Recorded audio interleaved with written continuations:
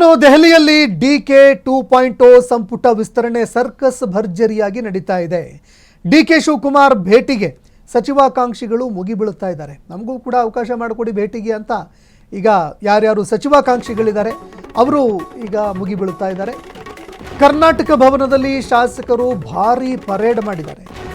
ಒಂದಾದ ನಂತರ ಒಂದರಂತೆ ಹೋಗೋದು, ಒಂದಾದ ನಂತರ ಒಬ್ಬರು ಹೋಗಿ ತಮ್ಮ ನಾಯಕರನ್ನ ಭೇಟಿಯಾಗಿ ಮನವಿಯನ್ನು ಇಡ್ತಾ ಇದ್ದಾರೆ.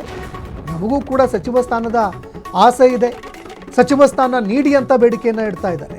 GS ಪಾಟೀಲ್, RB ತಿಮ್ಮಾಪುರ್ ಅವರ ಹೆಸರು ಕೂಡ ಕೇಳಿಬರ್ತಾ ಇದೆ. ನಯನ ಮೋಟಮ್ಮ, ರಿಜ್ವಾನ್ ಅರ್ಷದ್ ಅವರು ಕೂಡ ಭೇಟಿಯಾಗೋದಕ್ಕೆ ಪ್ರಯತ್ನ ಮಾಡ್ತಾ ಇದ್ದಾರೆ. NH ಕೋನರೆಡ್ಡಿ ಸೇರಿ ಹಲವರು ಲಾಬಿ ಮಾಡ್ತಾ ಇದ್ದಾರೆ. ನಾವು ಹಿರಿಯರು, ಸೀನಿಯರ್ಸ್ ಲೀಡರ್ಗಳು, ನಾವು ಕಂಟಿನ್ಯೂಸ್ ಆಗಿ ಗೆಲ್ಕೊಂಡು ಬಂದಿದ್ದೀವಿ. ವಿಧಾನಸಭೆ ಚುನಾವಣೆಯಲ್ಲಿ ಶಾಸಕರಾಗಿದ್ದೀವಿ, ಪಕ್ಷಕ್ಕಾಗಿ ಸೇವೆ ಸಲ್ಲಿಸಿದ್ದೀವಿ. ಹೀಗಾಗಿ ಸಚಿವ ಸ್ಥಾನಕ್ಕೆ ನಮ್ಮನ್ನು ಪರಿಗಣಿಸಬೇಕು ಅಂತ ಅನೇಕ ನಾಯಕರು ಈಗ ಲಾಬಿ ಮಾಡ್ತಾ ಇದ್ದಾರೆ.